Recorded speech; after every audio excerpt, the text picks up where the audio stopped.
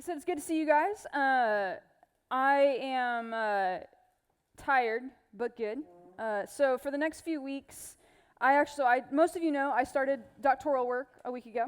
So we're in that, which means we are in that. Like that. That's not just like you guys are kind of being pulled along for the ride for at least this first semester while we're still doing Institute, and I'm doing that. Mostly because before I teach this, I have an hour and a half long Zoom seminar. Most weeks, not every week, but I did tonight, I did last week, and I will for the next 2 weeks. So I go right from class to teaching. And I have 14 books to read this semester. So when I told you at the beginning I think at the very, very beginning of Institute, like maybe the first night, that I just don't have a lot of sympathy. When it's like, I just couldn't read 20 pages this week. I'm like, don't tell me that, because I do not have sympathy for you.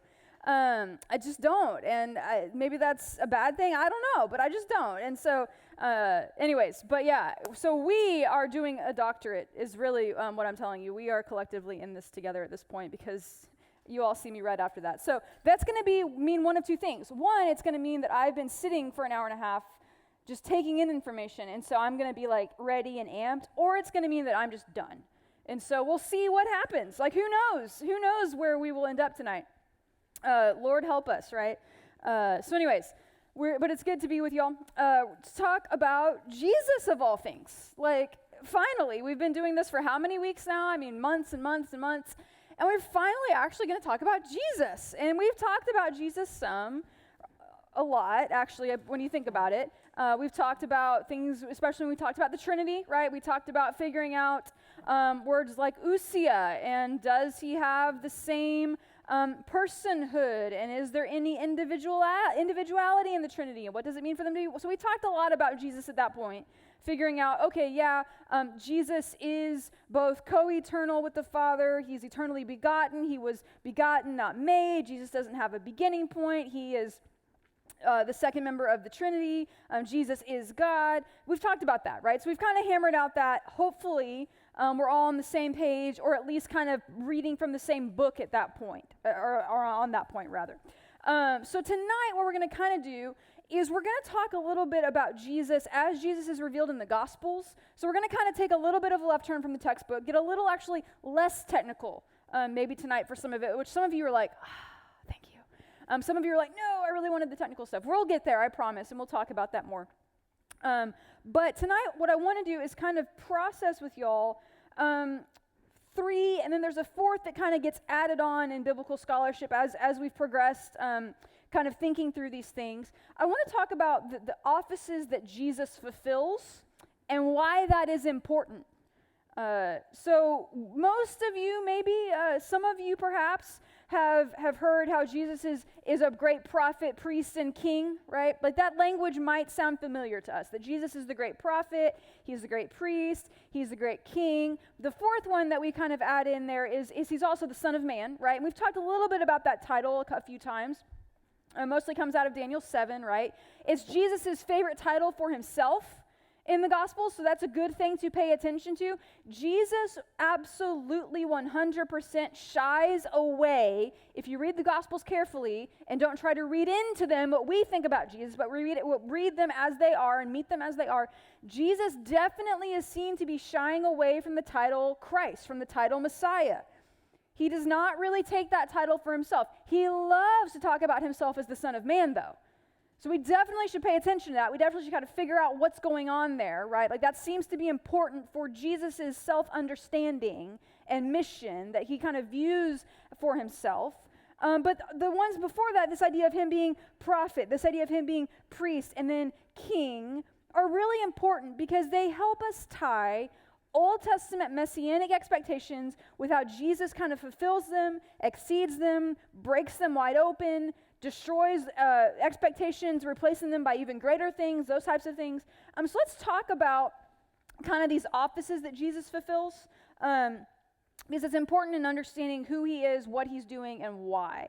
So let's talk about this idea of the Davidic king first. But we're gonna use our Bibles a lot tonight, so I hope you have them. Keep bringing them to class. Do not stop bringing your Bibles. We're going to start with 2 Samuel. So remember from studying the Old Testament just a little bit ago, I know it feels like eons ago at this point, but 1 and 2 Samuel kind of tell us the story coming out of Judges, how we get to the monarchy, how we see some prophets, we see the kings, we see some priests doing some not great things too, right? But 2 Samuel, we begin to see the monarchy becoming more and more established. We get David in there, where everything seems to be rocking and rolling. But in 2 Samuel chapter 7, we get God promising things to David, about David's lineage, about David's throne, about the monarchy, about David's family, all that stuff. And this is important. This is really important because it becomes part of God's covenant with David. I just finished reading a book on how God's kingdom is inaugurated because of and through the covenant. So remember when Clay talked to us about dispensationalism and covenantal theology? This book kind of takes a step back from covenantal theology and even views it a little bit bigger and says, hey, God's kingdom actually comes to bear in the world through God's covenants because God was faithful in fulfilling them ultimately in Jesus, who inaugurates and starts God's kingdom. It was great. It was a great book. But this passage is really key when we talk about covenants, and two, when we talk about what does it look like when God keeps God's promises. So let's take a look here. Starting in verse 1, 2 Samuel 7, it says, after the king was settled in his palace, and the Lord had given him rest from all his enemies around him, he said to Nathan the prophet, here I am, living in a house of cedar while the ark of God remains in a tent. So David has this kind of like disquiet in his spirit because he has a beautiful palace, and the place where God dwells, the seat of the Ark of the Covenant, the mercy seat, is living in a tent. And David's like, one of these things is not like the other, right? Something is radically out of balance. So Nathan, the prophet, replies to the king, whatever you have in mind, go ahead and do it, for the Lord is with you. Interesting right here where a prophet actually has to backtrack. Nathan tells him, great, go for it. What does God then tell David? God says, nope. Whoops, Nathan. Nathan just got excited. He was like, yes, this sounds like a great idea.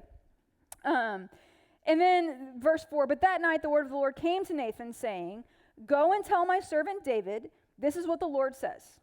Are you the one to build me a house to dwell in? I have not dwelled in a house from the day I brought the Israelites up out of Egypt to this day. I have been moving from place to place with a tent as my dwelling. Wherever I have moved with all the Israelites, did I ever say to any of their rulers who I commanded to shepherd my people Israel, why have you not built me a house of cedar? Cedar's real expensive, so that's why cedar comes up. Cedar's real nice. Like it's the in vogue thing. It's kind of like an open concept floor plan. Cedar is like shiplap, right? This is see, everyone wanted cedar. It was all over HGTV. Now then, tell my servant David, this is what the Lord Almighty says. I took you from the pasture, from tending the flock, and appointed you ruler over my people Israel. I have been with you wherever you have gone, and I have cut off all your enemies before you. Now I will make your name great, like the names of the greatest men on earth, and I will provide a place for my people Israel, and I will plant them so that they can have a home of their own and no longer be disturbed. Wicked people will not oppress them anymore, as they did in the beginning and have done ever since the time I appointed leaders over my people Israel. I will also give you rest from all your enemies. Keep going, we're getting there. The Lord declares to you that the Lord himself will establish a house for you. When your days are over and you rest with your ancestors, I will raise up your offspring to succeed you, your own flesh and blood, and I will establish his kingdom. He is the one who will build a house for my name, and I will establish the throne of his kingdom forever. I will be his father, and he will be my son. When he does wrong, I will punish him with a rod wielded by men, with floggings inflicted by human hands. But my love will never be taken away from him, as I took it away from Saul, whom I removed from before you. Your house and your kingdom will endure forever before me. Your throne will be established forever. Okay, so God's making some pretty big, like capital B-I-G promises to David that he's going to somehow give David an eternal house, an eternal member of David's family on the throne, an eternal status as a kingly family, as a kingly line, right? Now, if you keep reading the story, you're like, that doesn't seem to be happening for a long time, right? Like things go downhill real fast. David's family kind of just falls by the wayside. You get corruption. You get even some like borderline incest things. Like it's not good, right? Like it's not good. But God has promised something to David. He said, there will be a king who bears your name, who comes from your line, who will reign forever and ever. Something about this will be eternal, right? Flip over to Psalm chapter 2. This is a really, really important psalm, really, really important psalm that you should know where it is, know what it's about. Just kind of in your brain, you should know, oh, this is a psalm about the king. This is a psalm about that topic. Why do the nations conspire and the peoples plot in vain? The kings of the earth rise up and rulers band together against the Lord. It's real bad. They're going to try to break God's power. Verse 6 says this, I have installed my king on Zion, my holy mountain. I will proclaim the Lord's decree. God, he said to me, you are my son. Today I have become your father. Ask me, and I will make the nations your inheritance, the ends of the earth your possession. You will break them with a rod of iron. You will dash them to pieces. So this is a kingly installation psalm where God is talking to the king who in Israel's tradition, Israel collectively is kind of viewed as God's children, but in some capacity the king is viewed as God's special son, right? So this is a father to son type relationship, and the New Testament loves to point back to Psalm chapter 2 and say, hey, Jesus is fulfilling this role as God's king. But remember, the Old Testament, we have to take it in its own context. And so the Old Testament is looking and hoping and kind of forecasting for us, there's going to be some type of Davidic king coming. Pay attention. This is kind of our great hope, right? David was our great king. He was our great ancestor. He was our great monarch. Since then, it's kind of all been downhill for the most part, with little glimmers of hope that have quickly gone out. We are waiting and we are hoping for a Davidic kingly figure to assume power and to rescue us from our enemies. Flip over one more, or a few more books over, to one more passage. Isaiah chapter 11 talks about this king kind of motif as well. Remember, we're kind of setting the stage for what we're looking for in Jesus, for how Jesus is fulfilling these offices of prophet, priest, and king. This is a great passage from Isaiah where Isaiah the prophet is prophesying and saying, hey, pay attention, Israel. There's going to be this kind of branch, this kind of offshoot from the root of Jesse. God's going to be faithful. Pay attention. Verse 1 says this, a shoot will come up from the stump of Jesse. From his roots, a branch will bear fruit. The Spirit of the Lord will rest on him, the Spirit of wisdom and of understanding, the Spirit of counsel and of might, the Spirit of the knowledge and fear of the Lord. And he will delight in the fear of the Lord. And then it goes on and on and on, and we get the wolf will lie down with the lamb, the leopard with the goat, the calf and the lion, and the little child will lead them. So this is kingdom language, right? Like this is what's going to happen when God establishes his king, and this is what the kingdom's going to look like. It's going to be a peaceable kingdom. It's going to be all these things that Isaiah talks about, right? But Isaiah is still holding out this hope to the nation and saying, we are waiting and hoping and trusting God to give us a Davidic kingly figure because something is broken. We don't have one. And the kingdom is in tatters. It's not right. We're just kind of flailing around. We're in exile, or we will be in exile depending on when you date certain things, but it's not good. So one of the great hopes that Jesus fulfills, one of the great offices that Jesus fulfills is as the great king. Now remember with me what I just said a minute ago. The king is in Israel's mindset, the king has a special relationship to God for a few reasons. One, the king is really viewed or talked of or kind of related to as God's son, who is supposed to be God's ultimate image bearer in the world, saying this is what it looks like when we know and love and serve God. And demonstrate that to his people so that the people can then know and love and serve God, right? It's the same kind of mandate that Adam and Eve were given. Hey, I want you to show the world what I'm like. Represent me accurately to the world. The same thing happens with the king. Hey, I've selected you. I placed you on the throne. I want you to love my law. I want you to love my commandments. I want you to be just. I want you to be righteous. I want you to pursue righteousness and love those things.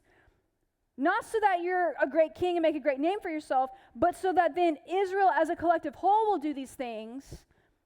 And then, therefore, Israel as a collective whole will bless the nations. This all goes back to Abraham. So it's not just like, oh, God just really liked David and was like, oh, you'll be great. Like, let's just pick you.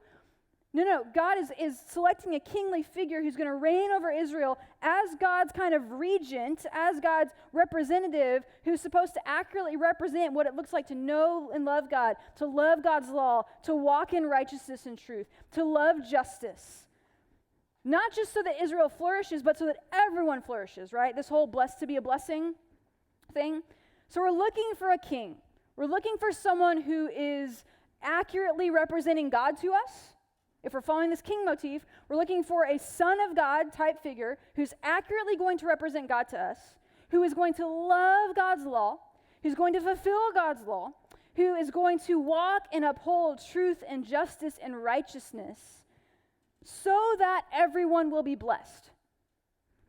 Okay, so that's one office that we're looking for Jesus to fulfill, that we believe Jesus fulfills. That sounds a lot like Jesus. Hopefully that sounds a lot like Jesus to you. So this idea of he's a king. We're looking for a kingly figure. When we get to Jesus, we begin to see the working out of what this is. It's subtle in some places, right? And it doesn't exactly kind of look overly kingly in our opinion. Like he's not riding in on a war horse. He's not set up in a palace. He's actually kind of pushing back against that, right? But he's still the king. According to what we're looking for, he fits these parameters. Now, keep going. We're also not only looking for a king, because the monarchy is broken, and one of the ways in which we, Israel, collectively are supposed to bless the world is by having a good king who loves God. We don't have that right now. So let's move on to kind of maybe the next best thing. Maybe if we could just get a priest, a priest who loves God and accurately represents God, so that we can kind of get this sacrificial system back on track, so that we can kind of get the temple back on track, so that we can get our communion with God back on track, because that's also broken. Like, that's also not firing on all cylinders by any stretch of the imagination once we get to certain parts of the Old Testament and into Second Temple Judaism. It's not the way it needs to be, right? So take a look at Leviticus chapter 4. What kind of priest are we looking for? What is this person going to look like when they come? What are we hoping for? What's kind of our great kind of thing we're just clinging to? Take a look at Leviticus chapter 4. I'm not going to read all of it. This is where we get the idea of the sin offering and of Israel being cleansed and of God kind of making, of atonement being made and of good things happening in the midst of bad things so that Israel and God can still be in relationship with each other. Okay, we've talked about that at other points. I'm not going to review that right now because we do not have time. But write down Leviticus 4 when it talks to, when you're thinking about priestly language, because this is what the priests are doing. This is what it's important. This is part of the priestly function, is to deal with and help make atonement for the people's sins. The priest functions kind of as this conduit almost, representing God back to the people and the people back to God, almost like a mirror, and helping that flow of communication remain open and remain possible. Again, that sounds a little bit like Jesus, hopefully. That Jesus is helping us commune with God, helping our relationship be set right with God. We're told that in Christ, God was reconciling, right? God and the world were reconciled in Christ. The world was reconciled to God. So Jesus is doing something that's very priestly in that he is opening up that conduit of communication and that conduit of relationship back between God's people and God to the fullest extent, right? Daniel 9, also you get a little bit of priestly language. That's another good scripture to kind of write down as we process this. So we're looking for a king because the kingdom is broken, the monarchy is broken. We're looking for a priest because the sacrificial system and the temple have kind of gone kaput. But maybe if we get a prophet, maybe if we get a great prophet up in here to correct us from our wrongs, be the mouthpiece and the voice box of God to us, someone that we can kind of follow and listen to for wisdom because they know God and they can tell us what God is saying. If we could just get a prophet in here that we can trust, that Rome doesn't kill, maybe we could get back on the straight and narrow. Take a look at Deuteronomy chapter 18. Deuteronomy 18. You get a little bit of this kind of language. Starting in verse 14. It says, "The nations you will dispossess, listen to those who practice sorcery or divination. But as for you, Israel, the Lord your God has not permitted you to do so. The Lord your God will raise up for you a prophet like me," this is Moses talking, "from among you, from your fellow Israelites. You must listen to him. For this is what you asked of the Lord your God at Horeb on the day of the assembly when you said, let us not hear the voice of the Lord our God, nor see this great fire anymore, or we will die. Israel wanted a prophet at that point. Let's backtrack a little bit so we're not confused. God was going to directly speak to the people at Mount Horeb when he gave the law back in the Old Testament, and the people were like, oh, no, we will die. We will literally die if you do that. So can you just give us a mediary? Like, give us a prophet, send Moses, you talk to Moses, let Moses bring back the word to us, because we will die if you talk to us. Like middle school girls, we would just die if that happened, right? That's literally what they're doing. So Moses does this. God grants this request, and Moses acts as their great prophet. He hears what God says on the mountain, and he brings it back down to them. This happens multiple times. Moses, got his steps in during that period of time. Let me tell you, he was up and down that mountain so many times. Verse 17, the Lord said to me, what they say is good. I will raise up for them a prophet like you from among their fellow Israelites, and I will put my words in his mouth. He will tell them everything I command him. I will myself call to account anyone who does not listen to my words, that the prophet speaks in my name. But a prophet who presumes to speak in my name anything I have not commanded, or a prophet who speaks in the name of other gods, is to be put to death. So we're kind of given this glimmer of hope. We're told, hey, Moses, I'm going to send them a prophet like you. We get other places in the Old Testament where we're even told, hey, one greater than Moses is coming. Moses is like the prophet par excellence, right? Like chef's kiss. He's great. We're told, hey, someone greater than Moses is coming. A prophet who actually will accurately 100% represent God to the people is coming. Does that sound like Jesus? Hopefully it does. So Jesus steps on the scene with all of these hopes and expectations, just like the great Christmas song says, the hopes and fears of all the years are met in Jesus. Because we have all of these broken things. We have a broken monarchy. We have a broken sacrificial system. We have people who aren't listening to God. We don't have prophets who are accurately representing God to the people anymore. We get John the Baptist, and he's really heralded as the first one thus far who's actually done this. So Jesus doesn't come on the scene and kind of just arbitrarily start doing things. There is a very meticulous rhyme and reason to why Jesus does his ministry the way he does it. Same thing with miracles. Same thing with when he teaches. He's not just out there like, I'm just gonna, okay, here you are with your broken leg. Let me fix that for you because I want you to see my power. No, we're told in the Old Testament multiple places. And side note, if you're gonna study Mark with us in Word and Worship, we will talk about this a lot. So plug for that. In the Old Testament, we're given multiple pictures similar to this prophet, priest, king business of what it looks like when God's kingdom comes to bear in the world. And one of the things that's talked about over and over and over and over again is, the blind receive sight, the lame walk, people who have skin diseases are healed, systems of oppression are broken, demons flee. This is literally what happens in the Gospels, is it not?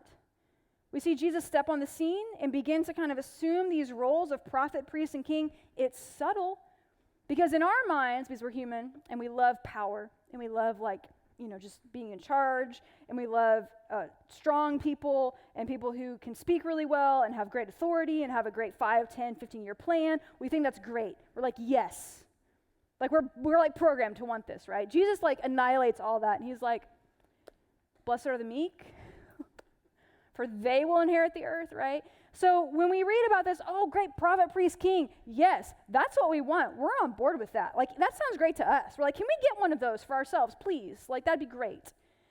He does it in a way that completely subverts the whole thing, which is why in the Gospel of Mark, in Mark 8, 9, and 10, bam, bam, bam, we get 3 instances back to back to back of Jesus explaining to the disciples, this is what it looks like for you to actually follow me, and this is what it looks like for me to be the Messiah. Oh, by the way, that means I will die. This is completely just turned all on its head, and their minds are exploding because they have this in mind. They're like, we need kind of a messianic, kingly figure to fix this broken system because this is not working for us. God's not present in the temple. Rome is kind of in charge. We don't have any agency. We're kind of in our homeland, but it's not really ours, and it's just really messed up. So they're looking for the great prophet, priest, and king to kind of fix this. And Jesus does fix it, and he acts as the great prophet, priest, and king, hopefully, by talking about it the way we did, the ways in which he does that, you can at least have some that are sparking in your brain of that sounds like Jesus. But he doesn't do it in a way they expect, right? He kind of flips the tables on their heads, no pun intended. He kind of goes, shoo, and he says, this is how I'm going to do it. I'm going to actually do it by being really meek and by being very gentle and by just humble love. And I'm not going to flex my big God muscles. I'm going to condescend to you, and I'm going to just simply be God among you. And I'm going to show you, and your textbook did a really good job of processing this and reminding us of this, that God does not do anything that doesn't look like Jesus. Jesus does not do anything that is not God-like. Why? Because Jesus is God. Again, those passages that you should just have kind of in the back of your brain at all times, John 1, Hebrews 1, Colossians 1. Really paint to us a picture, a very clear picture, I would argue, of Jesus. Jesus, one, is God, and Jesus is exactly what God is like, and accurately 100% represents God to us. In case you need those again, John 1, Hebrews 1, Colossians 1. Those are ones that should just kind of be like rolling off the tips of our tongues all the time, because they talk about Jesus, and they show us what God is like, right? But these kind of offices, this prophet, priest, and king, really do help us kind of hopefully see how Old Testament and New Testament kind of connect. They obviously connect in millions of other places, right? But like specifically in the person of Jesus, it's important for us to figure out why Jesus? Because it's not just about, oh, God was mad and so Jesus had to come and be killed. Like that's, again, we've talked about that. That's actually not the crux of the story. The story is, like, especially when we're told, hey, in the fullness of time, this is the story that's been kind of building. It's not, oh, someone needed to die because God was angry. No, like, this is the story that's been building. Why? Let's go all the way back to the covenant for a second, because this all really hinges on covenant, because Israel has not been able to keep the covenant. Start back with, covenant with creation. We failed. Whoops. Covenant with Noah. That goes down south, like literally 2 chapters after that. Like it's bad news bears. Really embarrassing situation happens there. You get to Abraham. Hey, Abraham, I want to use your family to bless the world and follow me, all these things, right? And then Abraham just really screws up personally, and then like you get the whole just mess of everything else multiple times. So that's not going super well. We get the covenant with David, right? The Davidic covenant, where God establishes David as the king and says, I'm going to give you someone from your line who will an eternal kingdom, all these things. That goes downhill real quick because we learn that David's family really isn't all they're cracked up to be. Like they have some rough spots in there. Like we got kids and stepkids and half brothers and half sisters doing bad things, trying to kill each other, trying to do other things, and it just goes downhill real quick, right? And so we're just kind of on this precipice of saying, how is this going to be made right? Because this is how it was supposed to be made right. This is how God told us it would be made right, through these covenantal relationships where God would select a people group, not for the exclusion of other people, but for the blessing of other people. And the people God has selected to do this have not held up their end of the covenant. So it's not, we don't get to the New Testament to Jesus, and it's like, God is angry and someone has to die. It's more of the narrative is, oh, the covenant has to keep moving forward, and humanity, you and I, just normal human beings, have not been able to do that. So God's going to do it himself. God in flesh is going to step down and say, I will just take care of this. I'll be the new Adam. I'll take on all this. I'll kind of sort it out for y'all. I will show you what it actually means to be truly human, right? Again, going back to our textbook, let's kind of talk about some of this technical language for a second. Jesus is much like the Trinity in that at some points our brains begin to kind of hurt and explode a little bit, and we're like, I don't understand 2 and 1. We definitely can't get the Trinity. We're like, maybe I could get Jesus. That's only 2 and 1. That's like God, like, fully divine, fully human, and we still can't get it because our brains just can't understand how that can happen. And the textbook raises some good questions, and if you have the other book, it also raises some really good questions to think about. For example, and this, we're not going to answer this tonight. It's going to make our brains hurt. But how do we talk about 2 natures? How do we talk about a fully divine nature and a fully human nature inhabiting the same person? Because at some point you get to questions like this. Well, the fully divine nature knows all things, right? We assert that God is omniscient. I feel like that's a pretty fair game in this room to assert that God is omniscient. So we're like, okay, so if you're fully divine, you're omniscient. Great. All of us being 100% full humans, we're like, I'm not omniscient. Wish I was sometimes, but I'm not. So how do you have someone who has two natures that become basically one nature? They're together, and we're going to talk about that chart in a second. But how does that work? Was Jesus omniscient or was he not? Like, you can't just be like, well, he was fully God. Great, I believe, but he was also fully human. And one of those natures is not more powerful than the other, according to orthodoxy, right? So we have to wrestle with these types of questions. And again, I'm not going to be able to answer that for you. I have thoughts on it, but I'm not going to be able to answer it for you definitively. But these are the kind of questions that we actually we would do well to process and think about and wrestle with, rather than just kind of being like, yeah, Jesus is God, he's fully God, fully man.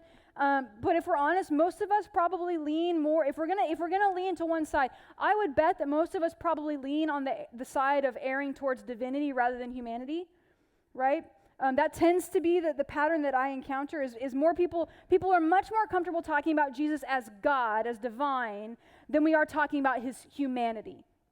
That just seems to be the pattern. I don't really have a pulse on why that is, but especially kind of in our denomination, in our kind of area in the world, that seems to be what I encounter more often, is that if we're going to err, we're going to err on the side of more divinity. Like, it's like buying ground beef. We're more like 80-20 people, right? Or like, are you like 75? Like, where are you on that? Some of you in here are like, I don't eat beef. No one cares. No one cares.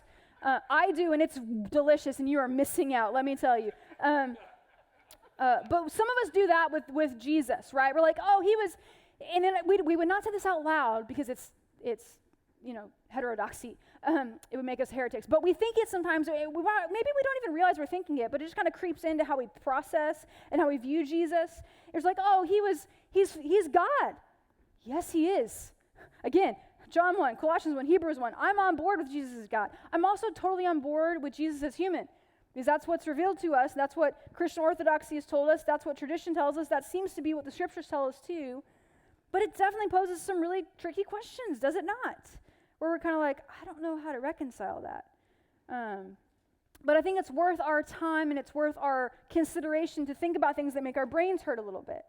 To that end, let me point out to you a resource. This is a series of books called The Sources of Early Christian Thought.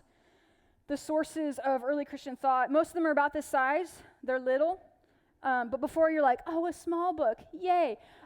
These, because some of you are like, I can actually do that one. You can. Every single one of you in this room is capable of reading and understanding and grasping this book. These are primary sources.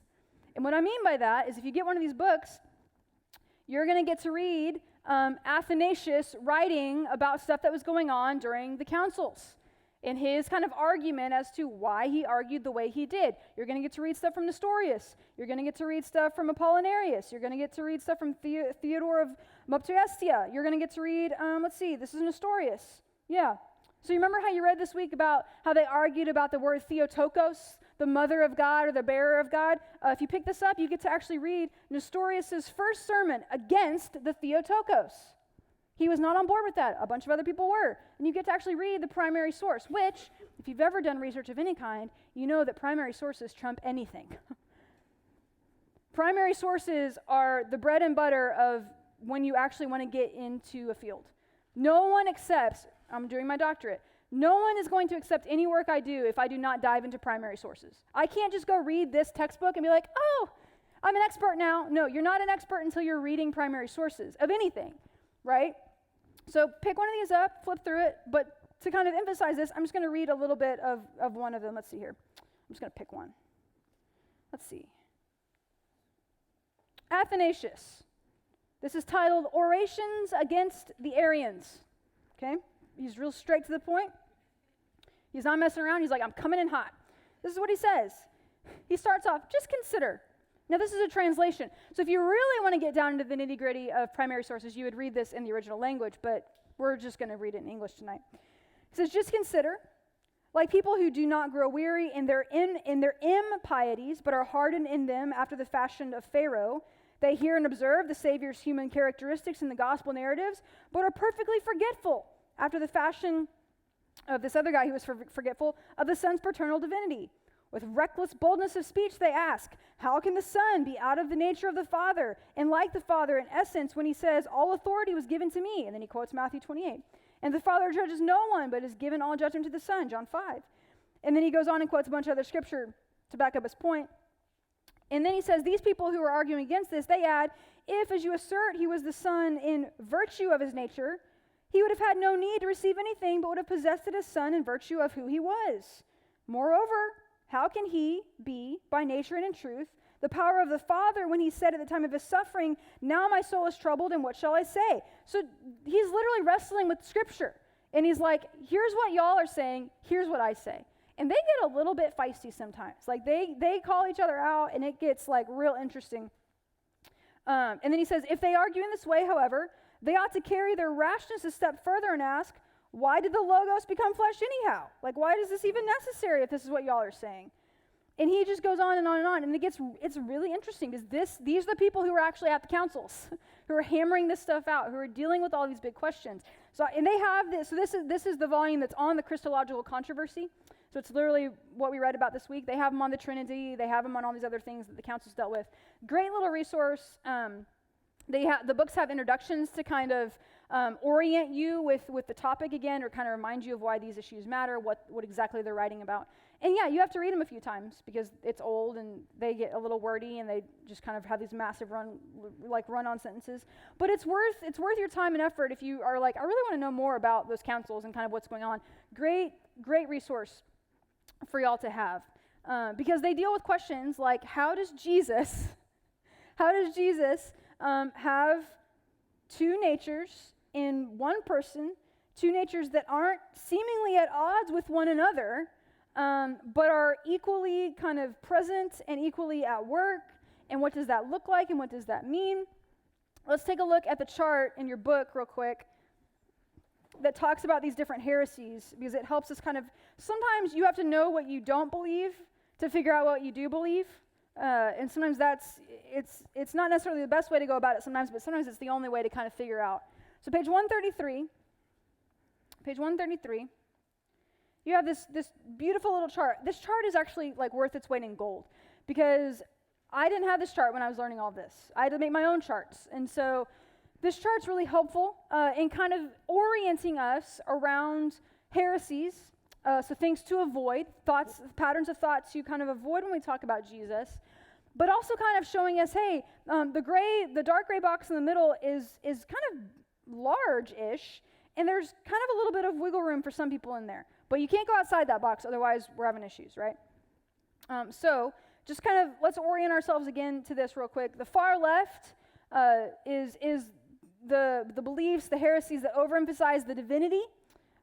So you get Docetism and Apollinarianism, and I'm not going to explain those because they're in the book there for you. You can dive into those more. Other than Docetism, he only seems human and such. Now, so that's overemphasizing the divinity. So those are the people who are like, he's either not really human, or he only appeared human, or his divinity like weighed more than his humanity did. Like back to that 80-20 ground beef thing, like he's 80% divine and only 20% human. Like that's kind of what we're dealing with on the left-hand side, right? Is not as human. He's more divine. Go to the right-hand side. We're going to swing the pendulum over the opposite direction. Let me say this real quickly. Put a pin in this. We'll come back to it in a second. A lot of theology, a lot of theological work, a lot of, dare I use the word deconstruction, is pendulum swings, right? And this is the nature of our lives sometimes. So for example, if you have a theological position or something you're thinking about or something we're studying or reading about, and you begin to kind of sense in yourself, I don't really buy into that explanation anymore. I need to figure out a different position on this. I don't, for example, let's just use something that's a little bit more innocuous than some other things, for those of us in this room for the most part at least. Let's talk about women in ministry. So if you have grown up and you're like, I'm against women being elders, I'm against women being pastors, and then you kind of come to a place and you're like, actually, I think I want to change my mind on that, which you're allowed to do. What typically happens is you begin to kind of process why you thought this thing, why you thought, for our example here, why you thought women can't be elders, women can't be pastors, women can't teach, whatever that is. And so you begin to kind of process why you think that. You do your research, you kind of think it through. Oftentimes, if you're an external processor especially, you begin talking about it with friends. And what typically happens is you immediately, or not immediately, but relatively quickly sometimes, kind of go immediately over to this side of the pendulum with the opposite opinion. Because sometimes when we begin to kind of process and tease out things, our initial kind of gut reaction is to just swing the pendulum real far over here. So we end up over here. And, this kind of breaks down with this because I'm definitely over here and not in the middle. I picked something that was pretty innocuous for us here. So just pretend this illustration actually is holding water. But typically what happens is most of us, if we're honest, staying over here causes sometimes, depending on the issue, it causes just as many problems as staying over here did. And so we have to kind of work our way to a middle or work our way to kind of a here or work our way to kind of a here. And so a lot of heresy, a lot of heretical thought, a lot of heterodoxy is due to pendulum swings, is due to people looking at an idea or looking at a person that held an idea and saying, I don't like you, so I'm going to go as far opposite as I possibly can, right? And you can see that could cause a lot of problems. We do this in our lives. I've done it in my life. I've swung the pendulum super far over, and then a few years later, I'm like, that was a little too far. Let's kind of knock that back a little bit, right? And so that's what's happening here, is the pendulum is just swinging super far to both sides. And typically, when we're talking about things of orthodoxy generally is kind of somewhere in the middle-ish, with a little bit of elbow room sometimes, right? So look over on the far right-hand side now. This is the side that's going to overemphasize the human nature. This is going to overemphasize Jesus as human. So you get adoptionism and Arianism. We unpacked Arianism a lot when we talked about the Trinity. Adoptionism is just Jesus was a really, really, really, really, really, really, really good guy, and God noticed, and God was like, I'll take you, thank you, I'll adopt you as my son, and now you get to have a special relationship with me. But he's not divine, right? So that's adoptionism really, really simplistically. Now we're going to look at the other pendulum swing. Start at the bottom. Now, so these are, the right and left are overemphasizing humanity, overemphasizing, that's a hard word to say multiple times, divinity. And then the top and bottom, you get overemphasizing the oneness of Jesus. So you get the two natures together. And the bottom is overemphasizing the two-ness, the two natures. And the people on the bottom want to keep them apart because you can't have them mixing too much because things get really messy, right? And all of us are like, yeah, it does. We know. Nestorius says two persons in kind of inhabiting the same body, basically. Sometimes Nestorius went so far as to say it's more like just literally two persons, but that's a whole other conversation. Then you get Eutychianism at the top, one incarnate nature. That doesn't leave a whole lot of room for humanity a lot, really. But you see how it's just pendulum swings. That's all this diagram is pendulum swings, right? I don't have time to go into all of these tonight. They're in your book. Google exists. You can move forward with that. But here's what I want to point out. The middle says this. One person. So we have one Jesus. There's not two Jesuses. There's not like one guy who represents like God's godlike side, and then we have another guy who's really good who represents a human side. It's one person, just as I am one singular person here. One person, two natures, 100% divine, 100% human. Now, again, how? This is one of those mysteries, kind of like the Trinity, that at some point our brains just can't quite get there, right? But let me challenge you with this, because again, I think that most of us in this room probably would tend to err on the side of divinity rather than err on the side of humanity. That's simply just kind of, again, my experience with people kind of in this denomination, in this area, in Protestantism and evangelical Protestantism, is we tend to want to kind of step over to the divinity more than the humanity, because the humanity makes us a little uncomfortable sometimes. Because we're like God's omniscient, but if Jesus is fully human, how do those things happen? Because you can't be both omniscient and not omniscient. That doesn't happen, right? You can't be both all-powerful and not all-powerful at the same time. Like that, it doesn't happen. So we have to wrestle with, what do we believe Jesus was actually like?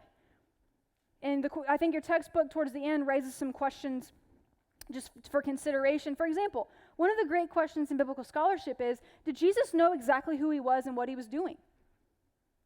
Did Jesus know that he was the Messiah from the get-go? Or was that something that he kind of like progressively lived and leaned into and kind of took up? Now, it's a great question. There's actually all of us in this room, most of you probably are like, no, he knew, literally. There's great evidence on both sides. So be careful before you have knee-jerk reactions. Because sometimes we need to kind of a little bit. That's a great question in biblical scholarship. Is how much did Jesus understand about himself, right? Because you can't be both omniscient and non-omniscient at the same time.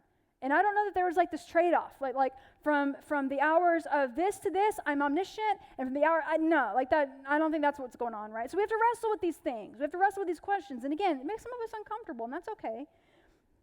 What are some of the other questions your textbook asked? I think they had some. Let me see here. Beep, boop, bop. Am I making this up? I thought there were questions. Oh, yeah, on page 140. 140. So here's some great questions to consider. Kind of mull these over in your brains. What did Jesus know? Kind of what we just talked about. Two wills, question mark. So we get Constantinople, the Third Council of Constantinople. They loved them some Constantinople. They just kept having things go on there. It was like a hotbed, so that's why it was always there. You get sacraments. Is Jesus literally present? Is he not present in the elements? You get all that stuff. So you have all these questions that actually get teased out about that come out of what you believe Jesus was like, who you believe Jesus was, and how you believe these natures interacted with each other. This is not, as in it is with much other theological thought, this is not a singular issue that doesn't affect anything else. That's not how theology works. That's not how life works. This issue, by definition and by its very nature, connects with other issues. And they all kind of work together like a spider's web. So if you begin kind of pulling on Jesus a little bit, it's gonna pull in other things. It's gonna pull on, what do you think about like the Lord's Supper? What do you think about like, knowledge? That's just how theology works, which is both beautiful and wonderful, but it's also infuriating sometimes, right? Because we're like, I just thought I had that hammered out, and now I'm thinking about this, but it changes this. And that's just the give and take of learning, right? And I think a lot of us, maybe for parts of our lives, we think, oh, I know what I think, and so I'm good. And I think maybe Institute in some ways is helping us realize maybe not so good.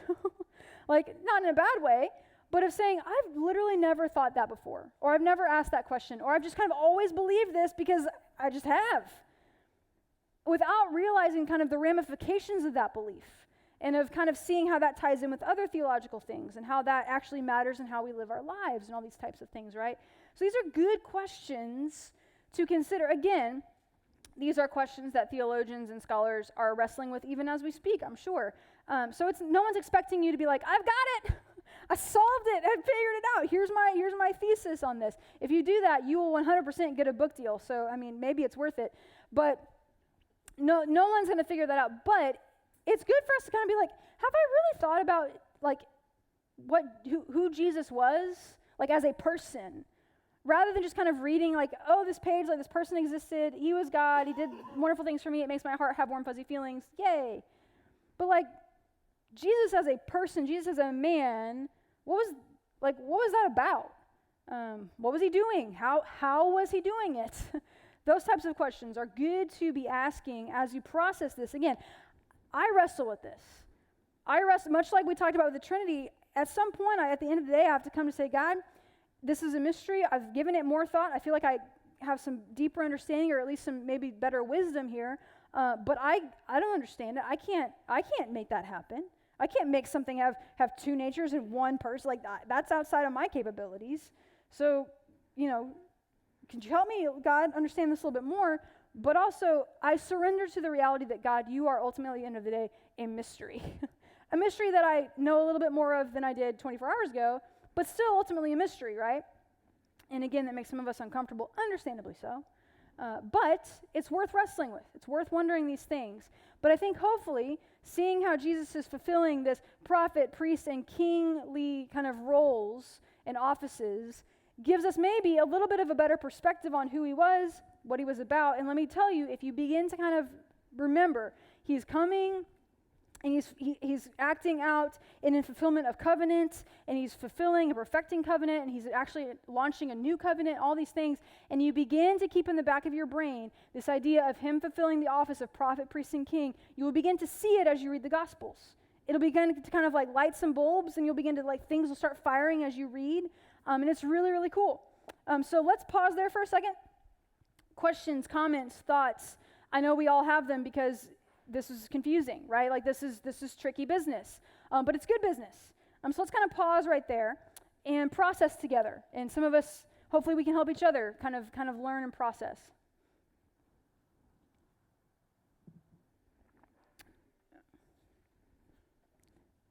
You should be good to go. Yeah, I was with these debates.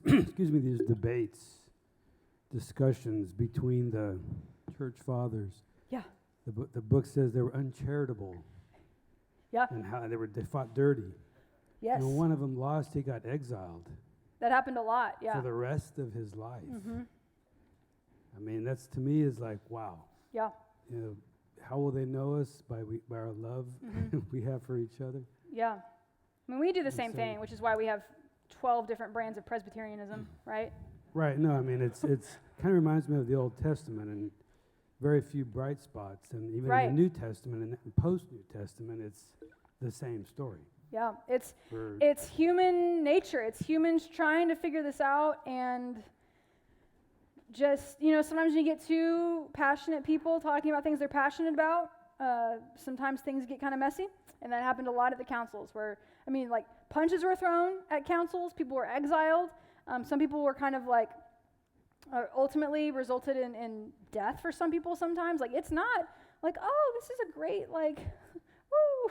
They fought dirty. Some of the writings that they write, it's intense. They do not pull punches. But they're writing about what they think is ultimate, right? They're writing about what they are convinced is true and is right and is godly. So on that note, I think it should give us pause. When we want to take up our favorite soapboxes and our favorite things, and we want to make everyone else believe what we believe, or we want to do, whatever it is, sometimes we need to pause and say, I probably actually don't have the market cornered on this. I probably should listen to other people who I disagree with. Probably would do well to actually listen, not just listen to argue, not just listen to debate, not just listen to be yeah, they're still wrong, I'm right, but to actually listen to understand what they are saying. I think it behooves us to do that, because otherwise we're just like a lot of these church fathers. These church fathers, especially even the ones who got exiled and were condemned and were excommunicated, these are probably some of the most passionate, God-fearing people you would ever meet. Right? But I've said it before and I'll say it again. Sincerity and passion are not the determining factors of truth. You can be sincere and passionate about something and be wrong. All the time I am. All the time, right? Paul was incredibly sincere and passionate about stopping the gospel before he became a Christian. So sincerity and passion do not determine truth, right? And so that, I think, should give all of us pause. And kind of be oh, maybe I don't have the market cornered on my theology on this topic. Or maybe my kind of view on this needs to be challenged. Or maybe it needs to grow or whatever. So yeah, they were not overly charitable to one another, is a kind way of putting it. So, but on this point of extremes versus somewhere in the middle, can you say that's true all the time? That if you find yourself on the extreme, you're probably, or maybe always wrong? You need to find a way back to somewhere in the middle? Or? So, extreme is relative, right? Extreme to me is not extreme to Joy. Extreme to me is not extreme to y'all. It's just not. Here's a good way to know if maybe we're holding on to something a little too tightly, is to kind of be okay, if someone challenges my belief on this, how quickly do I become angry? Really? What's the 1 to 3 to 4 to 5? Let's talk about, let's forget everything else at the door for a second. Let's just talk about theology. Forget politics, forget everything else, all the things we can argue about. Let's just talk about theology, which will give us plenty to argue about, I promise. What are the things that if someone challenges or kind of rubs up against or says, I don't believe that way, what are the things that immediately kind of light your fire? And you're like, I have to prove you wrong. I need you to believe and see this the way I see it. Outside of something like Jesus is Lord.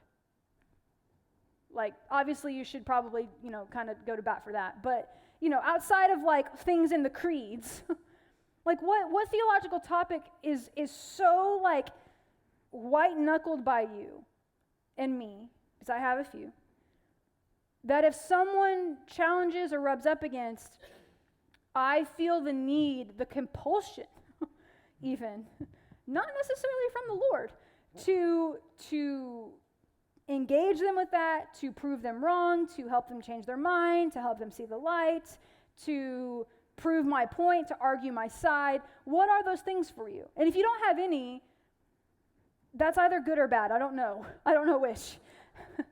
I don't know which of the. I have some, that I'm just like, this is my thing, right?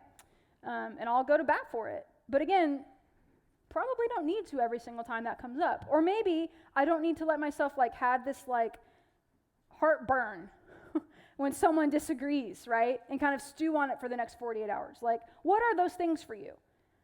Those are the things that you might just need to kind of check. Maybe they're right. I'm not saying they're not. But those are things that we might just need to check a little bit. Like, do we need to knock those back a little bit? Like, are we just way out here? Maybe not. Maybe you're right here. I don't know.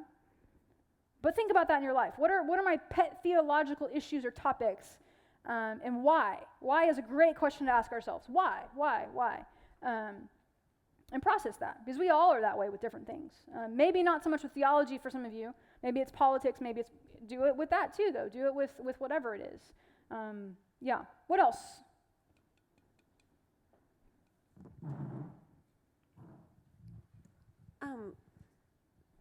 Okay, on page 140, when you were talking about the questions, I was like following the further issues part. But when it got to the sacraments, I got confused on how. Yeah. Like, so what I'm viewing them one way or another says about. That's a whole other topic that we're not going to touch on tonight. Just being honest, we don't have time to go into transubstantiation and consubstantiation tonight. You're either Protestant or Catholic is really kind of where you fall in that, right? But how does that change how you see like Jesus as far as like the chart? Is it like a one person? I guess that was like what subject heading would that even fall under as a debate? Yeah, it's. I don't have time to do that right now. Oh, it's that big. Yeah. That's a huge question. Oh, I hit the mother load. Yeah. Okay. Yeah. So I wouldn't. Yeah. It's just. Do you believe that Jesus is literally present in the elements? Do you believe that which again you have to start talking about what is Jesus, where is Jesus, those types of things. Is he literally present in the elements? Or is he only symbolically present in the elements? There is some middle ground. There is a little bit of a middle pendulum swing that some people take. Catholics are literally, you are eating the body and blood of Jesus. Like when the priest breaks that wafer during the mass and blesses it, that's their position on that. Fine. Protestants are more, it's symbolic, right? It's not literal body and blood. It's symbolic. Again, that is a whole nother like council dealt with that, like massive issue. But it does highlight, different, again, massive pendulum swings, right?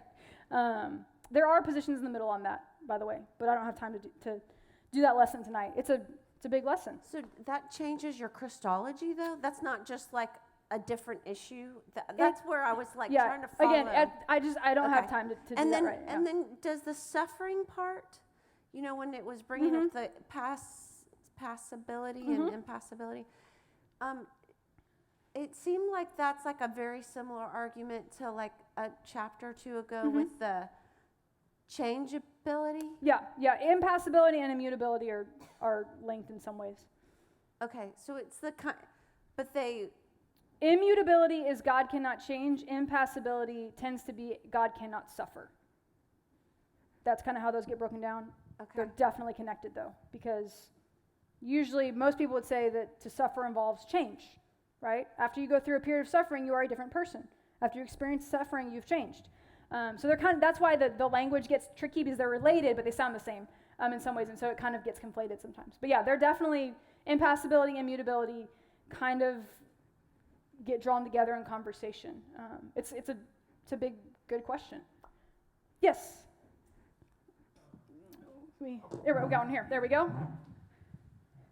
Thank you all. So like you used the example of omniscient as a character of the divine. Uh-huh. And then that opens up a debate. Was Jesus omniscient? Sure, Was he not? yeah. I'm wondering on the fully human side, is it, I'm not looking for an answer here, I'm just asking if this is great. like a debate point. Mm-hmm. Humans sin. Yes. Jesus did not sin. Mm-hmm. So is that a contention or debate point about was he or was he not fully human? Yes, it is. And I think the question undergirding that, I think your book may have mentioned it briefly, is, and here's a good question for us to think about is, could Jesus sin? Did Jesus have the capacity to sin? Which is kind of, it's drilled down one more level from the question you asked, which kind of undergirds it a little bit. So we, again, Orthodox says, fully God, fully human, two natures, one person, trying to figure out what that's like. But the question that kind of frustrates us, or people sometimes, is the question of, could Jesus sin? Did Jesus have the capacity to sin? And some people would say, no, absolutely not. God cannot sin. For Jesus to have a fully divine nature, he cannot sin. Other people say, no, and their argument is, I need Jesus to have the capacity to sin to show me that it can be beaten. And it's deeper than just that. That sounded kind of trite. And if he couldn't sin, then what's the point of any humanity at all? Like if he could not sin, then what's the point of a human nature, right? And again, you kind of go back and forth on the debates, but it is a debate point. Of course, not one that we're going to answer tonight, but it is a debate point and a really good thing that you brought up. So I appreciate that. Joy. Okay, we're going into a real tiny little thing here. Okay. So if Jesus could not sin, we'll just go with that for a moment. Okay. When he was a young teenager, Yes. he disobeyed his parents, Mm-hmm. and he went to the temple and was in the temple, and his parents went off on their travels, and all of a sudden they realized he was gone, and they came back and they got mad at him because he hadn't gone with them. Uh-huh. So I'm kind of sitting here with this in my mind going, okay, he got in trouble with his parents. Right. He did something wrong. Right. Right. All the parents in the room are like, oh, yeah. I mean, I don't know if there's a question there. I don't know. Well, but yes, I'm agreeing with you. Yes, that's in the Bible. The thing is that, okay, so when they came and got him, and he goes, okay, well, where else would I be? I'm in my father's house. Right, yeah. Okay, but he disobeyed them, and they're like, how could you do this to us? Go off and leave us. So I kind of feel like that's kind of the human side versus a little bit versus the spiritual side, the divine side. Yeah, we have to be careful though, because these are not versus each other, right? Right. Like that's not the language. They are like together. There's not like, oh, it's not like Battle of the Bands, right? It's not like, oh, one's stronger than the other, right? They're together, working together 100% of the time, at all times. So yeah, but that's anyone want to process that or have thoughts about that to add to what Joy said? Yeah, Amy and then Chris. Let's go, Amy and then Chris. Just pass the mics around. Thank you, everybody. I guess my challenge to that would be, did he actually disobey? Yeah, go on. I mean, I don't think he actually disobeyed, but... Okay, so we have some in the camp of he did disobey, some in the camp of he didn't. Okay, fair enough. Joy, do you want to counter that? If my child stayed somewhere, then I didn't tell him to. Joy's saying that if she was his mother, it would have been sin. If Joy was the Theotokos, Jesus would have sinned, and we would all be in serious trouble, right? Yeah. So I really like Jeff's question. Yeah. Because that's something that I've thought about a lot. Yeah. And the one area that I've fallen on to where I land on at least is if Jesus was tempted. Yeah. To me, that would have the meaning that there was the potential for him to Yes, this is good. Keep give going. into the temptation, which then brings me to believe that that's the humanity side that is real in him. Without that temptation, Right. it was like, well, was he ever tempted? Exactly. Right? Exactly. And I like kind of what you said is, I need a piece of Jesus to feel like that he went through what we go Yes. through. I need him to do that. Yep. I don't mean. No, I get what you're saying. Thoughts on that?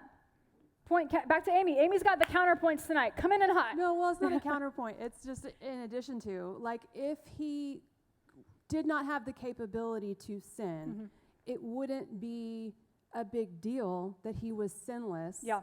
And therefore we received the, imputed righteousness or whatever. Like, it would be like, well, I mean, he's God, so he didn't sin. So, You're like, easy.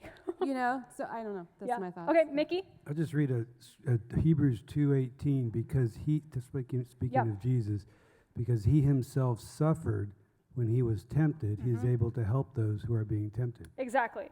And that's also great high priest language, right? In Hebrews, we start getting Jesus as the high priest, which is beautiful, right? And we're told that in Hebrews tells us that he suffered, so that kind of maybe answers a little bit of that question, but that he suffered in temptation, right? Which is kind of to Chris's point, to Amy's point, that this was not easy peasy, like, right? Like, this is not easy, just, oh, no big deal, like, oh, I'm on a diet and you tempted me with a cookie and I said, no, I'm sinless. Like, that's not what happened, right? He was in anguish over these temptations. And I would argue that it wasn't just in the 40 days in the wilderness that he was dealing with this, right?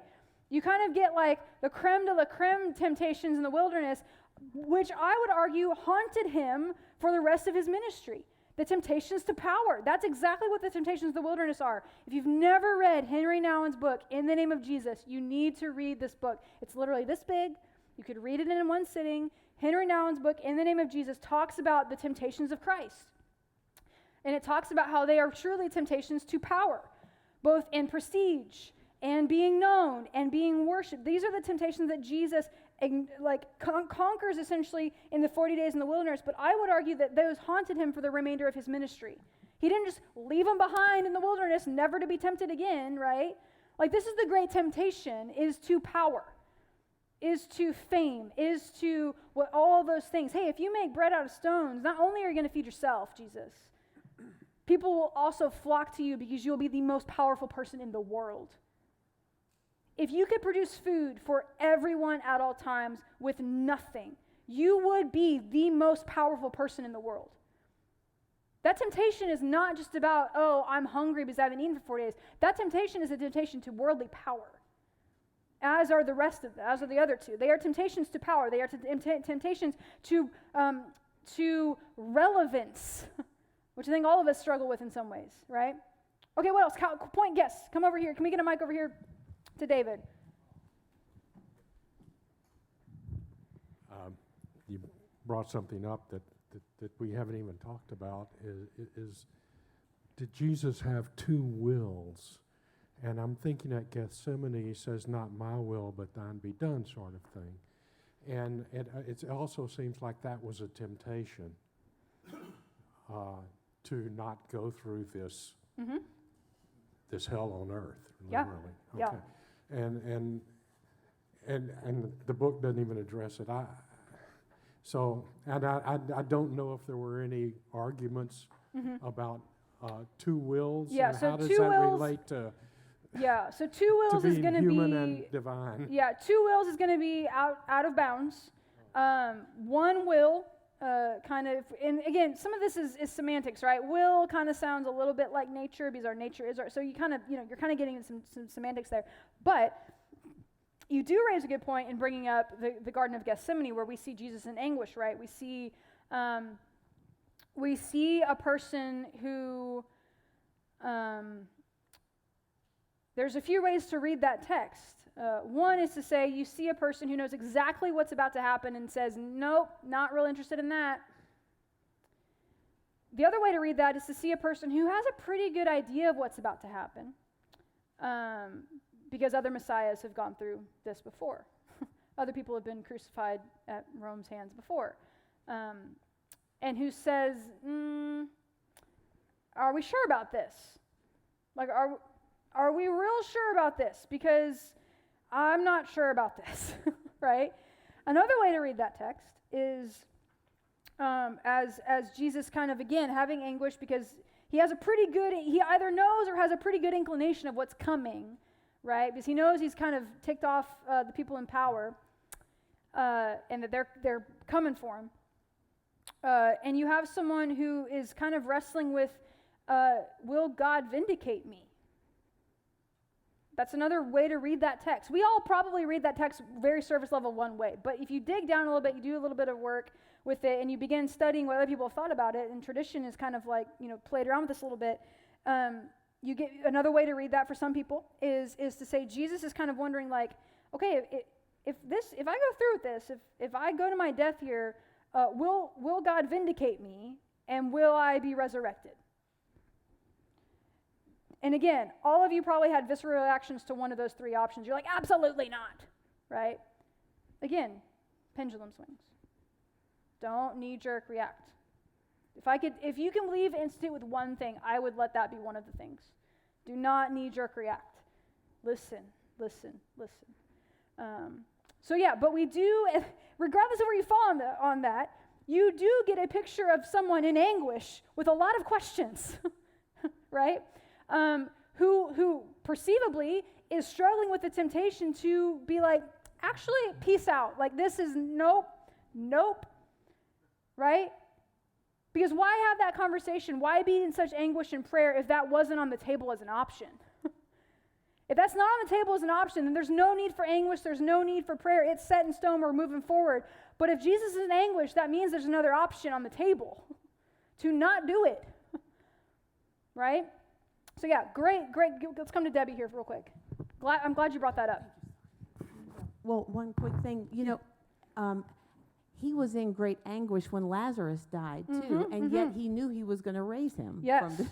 And so that I feel like that's a pretty good picture of the two natures, because he grieved just like we would, and yet he was omniscient and knew. Right. Yeah. That's a great point. Great point. Also, I feel like Lazarus really gets like the short end of the stick. That man had to die twice.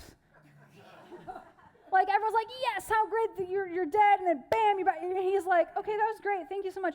But now I have to do this again at some unknown point in my life that might also involve suffering? Great, thank you. Like, anyways, yeah. Okay, what else?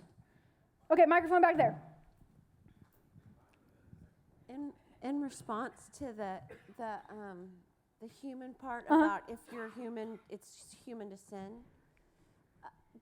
Doesn't that, to a degree, sort of skip, though, the whole second Adam? Like, when Adam was created, he was created with free will. He wasn't necessarily created with a sin nature. And so Jesus is getting to, like, do it again with the tree of life before him, in a sense, and not disobeying. Like, oh, wrong tree. The other tree. Knowledge of good and evil. Yeah. But you know what I'm saying? His option is to elevate himself, because just think how cool it'd be to be God and be here and everyone be like, right. Oh my gosh. Yeah. But do you see what I'm saying? Like, that's still being human and not sinning. I'm not tracking 100% with. I get that Jesus as a new Adam, yeah. Jesus kind of recapitulating that story, yes. Adam's temptation and Eve's temptation is essentially to power, is to the knowledge of something outside of themselves. Jesus struggling with similar temptations to power, to being worshipped prematurely, to those types of things. So is that kind of like there's parallels there? Well, that, and just that we were saying, like, to be human is to sin, and not necessary. I'm not trying to say we're not born with that original sin, but I'm just saying, like, there is that option of, like, when God made humans, he didn't say, and I'm going to put in a special sin nature too as a bonus. Right.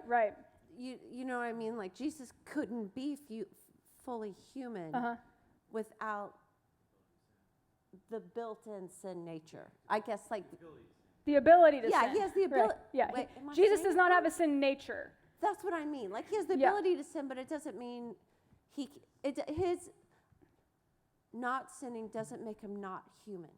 I guess. Yeah. It's like Yeah. Okay. that. Point, counterpoint. Anyone want to? Yes. I think one thing is that he understands what the results are from sin. Yes. And so because he's fully aware of what can result from any sin, he is more like a better decision maker and has better self-control Right. than the average human being. Yeah. So, Yeah. so Yes. I mean, that makes him Yeah. awesome. So Right. Right. Let's keep going. Point, counterpoint, extra thoughts. Okay. There's yeah. Go for it. So I think the reason why I felt like, and maybe there's all this conversation about sin, because we can all relate to that. So we Right. can, like you're saying, we need to wrestle with this. So we're wrestling, like, I take Catherine's point, like maybe it's not true to say humans all sin. I mean, not every, well, anyway, you can wrestle with that, Sure. right? Sure. You can wrestle with the idea of sin, of the sin nature. Right, you can Yeah. wrestle with that, and we can relate, and we can kind of think, was he fully human if he didn't sin? I need him to be fully, Sure, I need sure. him to have experienced what I experienced. What I think is cool about that, going back to your example of omniscient, I can't really relate to like being omniscient, Right. but I could say, well, maybe being fully divine, maybe he had the ability to be omniscient. Maybe yeah. I could take what I'm wrestling with about sin And yeah. and extend that and say maybe he had the ability to be omniscient but didn't exercise it. I don't know. Yeah. I mean, who knows, right? But Right. It's a good way to wrestle with things. it's a good way to wrestle with It's something good. like sin we can like wrestle with. Yeah. And for me at least it made me think of some of these other things that are a little harder to Yeah. picture. Sure. Yeah. Sure. That's a great tool. What else? Yes. Can we get? There we go. I guess it makes me think somewhat of like a little bit another way is why not suspend trying to make a decision on it and feel the precariousness of it and somewhat the risks that God took. Because if it didn't work, what would have happened to us and to God? I mean, I'm just saying,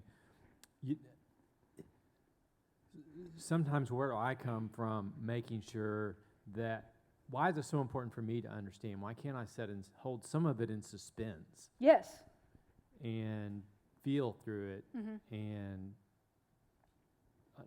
as a way to ultimately understand it, I guess. Sure. And like I said, like when we talked about the Trinity, at the end of the day, at some point, we have to kind of surrender our ability to understand and say, at some point, this is beyond us. But the one thing I want us to make sure we don't do is use that as a cop-out to not think to not think about hard things and to not really wrestle with them and just be like, well, I can't really understand the Trinity, so I'm not really going to think about it anymore and not, like we need to be thinking about these things because they're the things that we say are ultimate.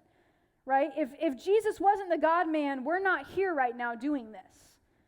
If Jesus wasn't the God-man, we have way bigger concerns than this, right? So yeah, you're exactly right. We're not, at some point, we have to step into mystery and let mystery kind of envelop us and wash over us like waves, right?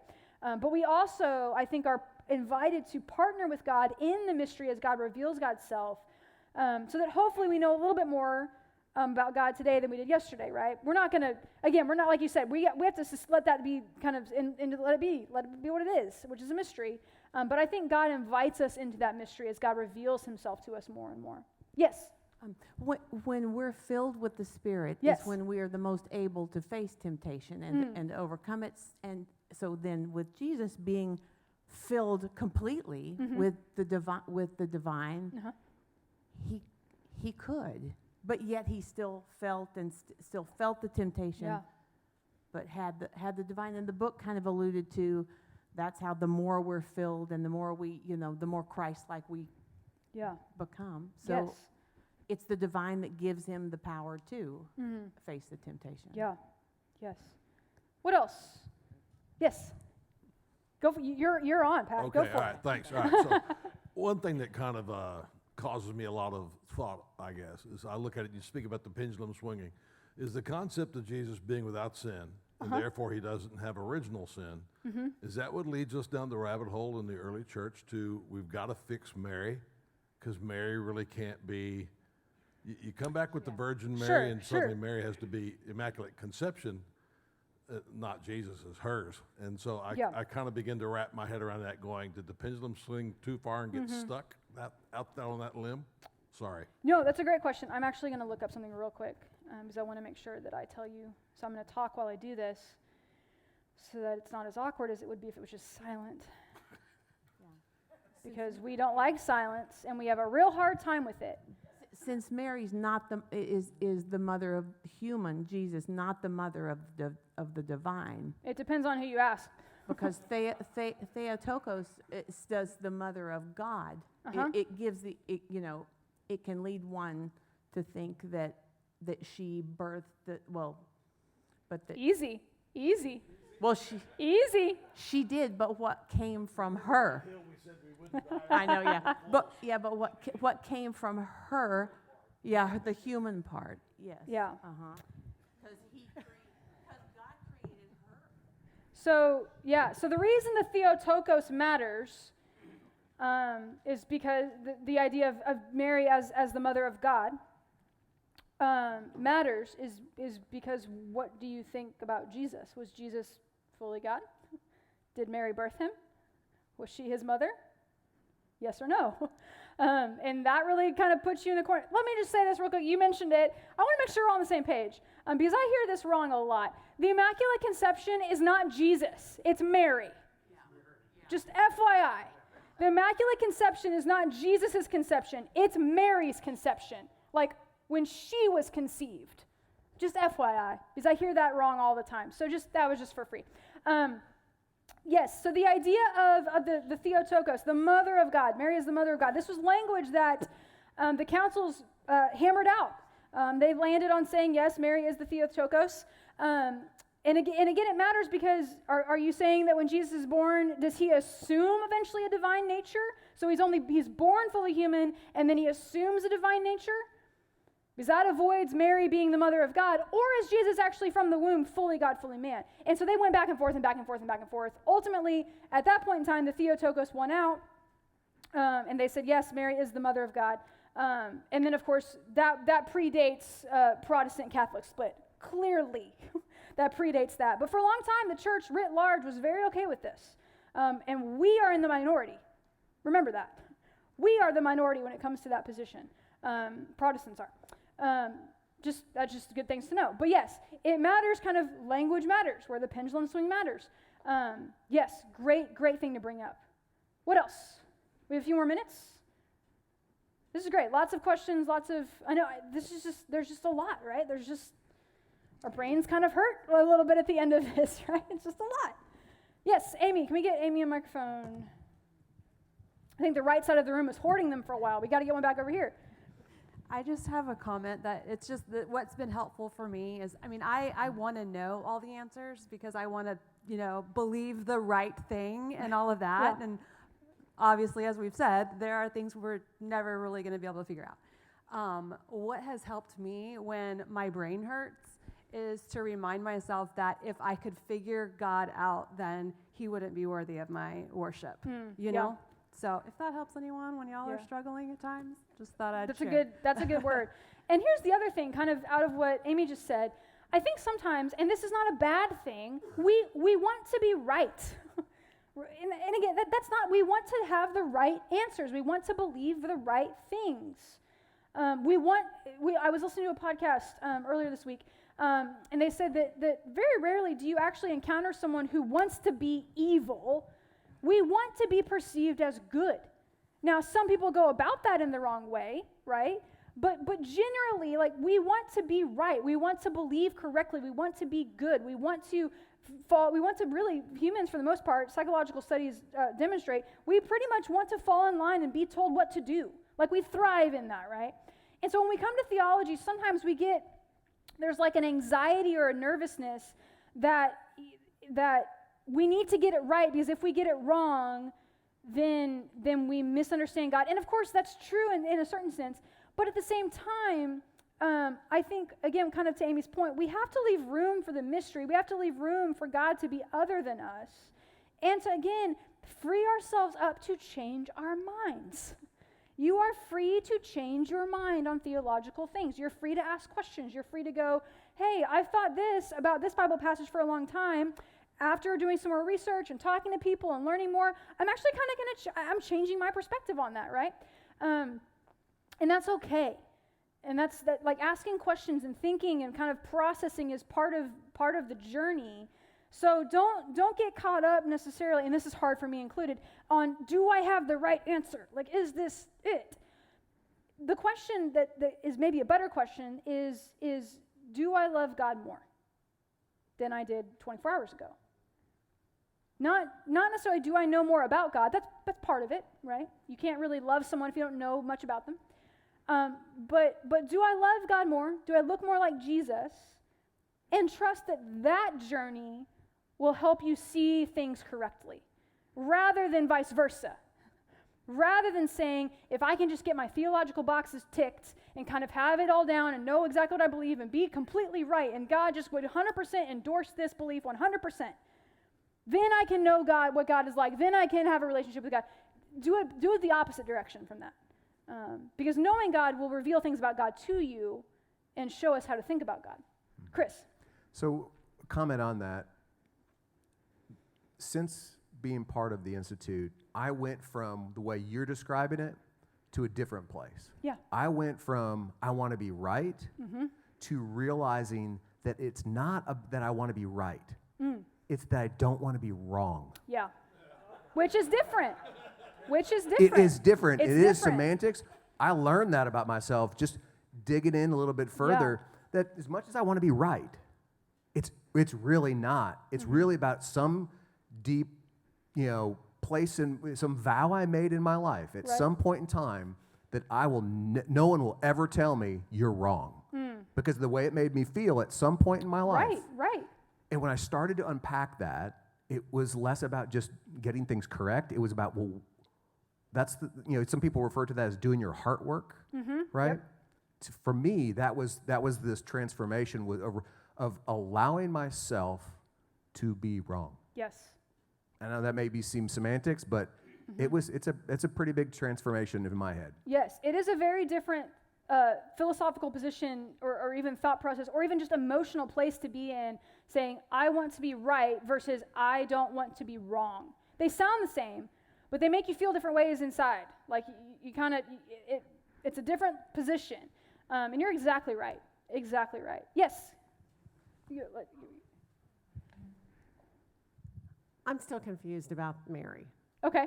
Can you just review that one more time and maybe it'll make more sense? Sure.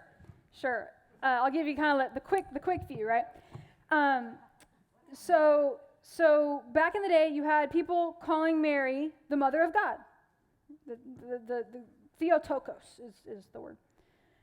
And then you had other people when they were talking about Jesus, because they're arguing about this. This all hinges on what you believe about Jesus, right?